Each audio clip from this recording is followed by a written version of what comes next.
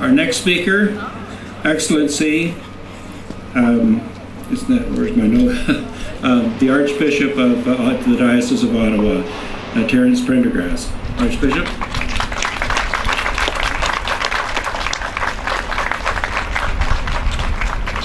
Good afternoon, everyone. Bonjour, bon après-midi.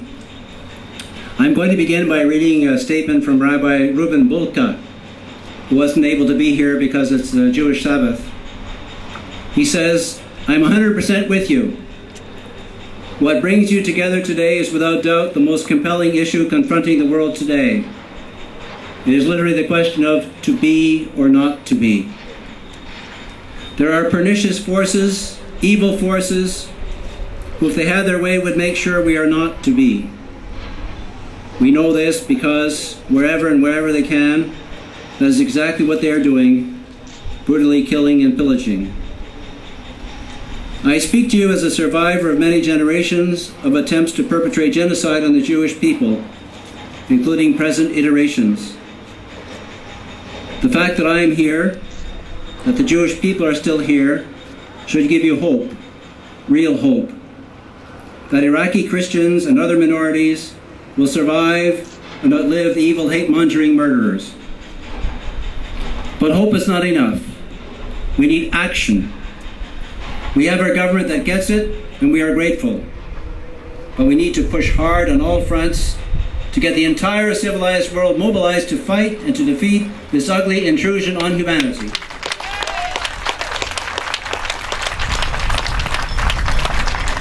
My unsolicited but firm advice is simple. Never give up and never give in. God bless you all. Rabbi Reuben Bulka.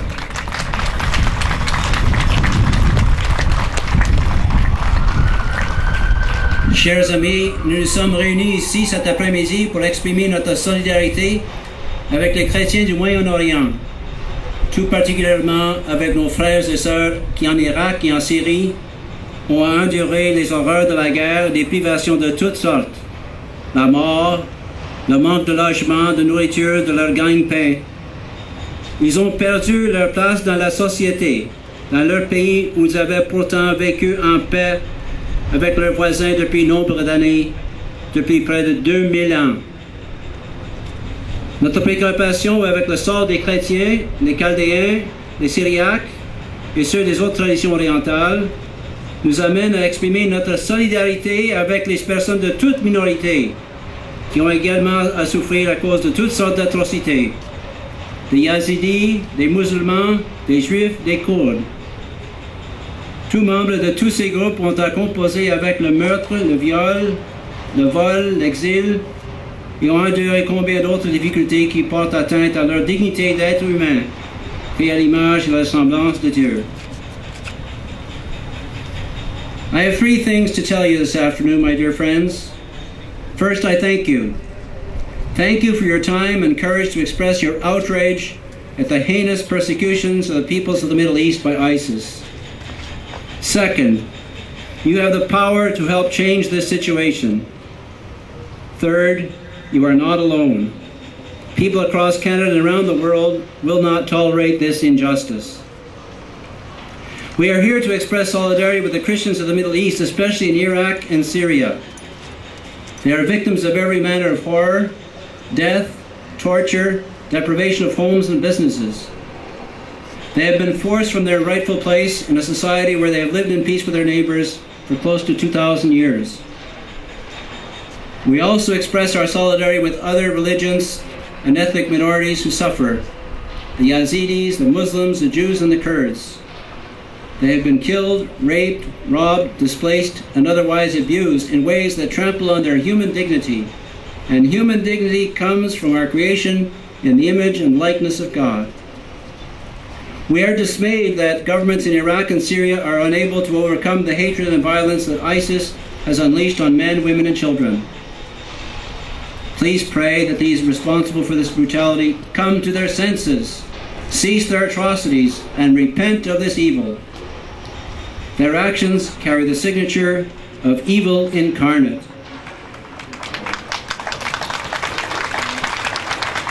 If ISIS was under any illusion that they were serving God, they must realize now that they are in fact serving God's enemy. A few days ago, the Prince of Wales donated to the charity Aid to the Church in Need. They provide relief to Iraqi Christians who, he said, are suffering from a diabolical evil under ISIS. In a letter to the Chaldean Patriarch Louis Sacco, Prince Charles wrote, "You can have no idea how heartbroken I am to hear the truly unbearable and barbaric persecution suffered not only by Christians in Iraq, but also by some of their neighbors of other faiths. I offer my special prayers and profound sympathy to all members of the Chaldean Catholic Church in Iraq. You are able to stop this disaster. It is your duty to act. Let us raise our voice and say no to barbarism. No! Make it clear to the Government of Canada that you want more available space for Iraqi Christians to find refuge here. Tell your MPs to remove bureaucratic barriers to persuade Iraqi Christians being received in Canada and across Canada. The Assyrian Christian minority in Iraq belongs to the Aboriginal population of that country. The ethnic cleansing of these, the founding people of Iraq, should be a worldwide concern. The international community must create safe havens for the Christians, Yazidis, Mandeans, and others in the plain of Nineveh. Pope Francis has expressed his closeness to those suffering and sent a personal envoy to monitor the treatment of Christians and other minorities at the hands of ISIS militants. Dearest brothers and sisters so persecuted, the Pope said, I know how much you suffer. I know that you are deprived of everything. I am with you in your faith in him who conquered all. Gatineau Archbishop Paul-André Durache, the president of our Conference of Bishops, has called for easier refugee sponsorship, more diplomatic efforts on behalf of Iraqi minorities by Canada, and the safeguarding of freedom of conscience and religion. He also asked Catholics in Canada to donate to Catholic Near East Welfare Association, to Aid to the Church in Need, and the Canadian Catholic Organization for Development and Peace. Earlier this week, the Department of Foreign Trade and Development announced the gift of $1 million to Development and Peace, and we thank them for that. Carl Haytu, who is on the podium here and will speak to you briefly, is the head of Kanewa Canada, which has started an emergency campaign to fund Iraqi clergy who are providing water, food, medicine, and pastoral care to Christians fleeing ISIS on foot. Today, I echo the call of the Chaldean Patriarch of Babylon, Louis Raphael Sacco, for Iraqis to turn from their current path of violence, which threatens Christian and Muslim coexistence. This path, if not stopped, will lead, he said, to a human, civil, and historic catastrophe. I stand with you who pray and work for peace. I stand with you who send emergency funds to the victims of persecution. I stand with you who petition our government to act. Keep up your voice so that the world will heed your plea for reconciliation, harmony, and peace. This is the true root of brotherhood at the heart of all authentic religion. God bless you all. Thank you very much.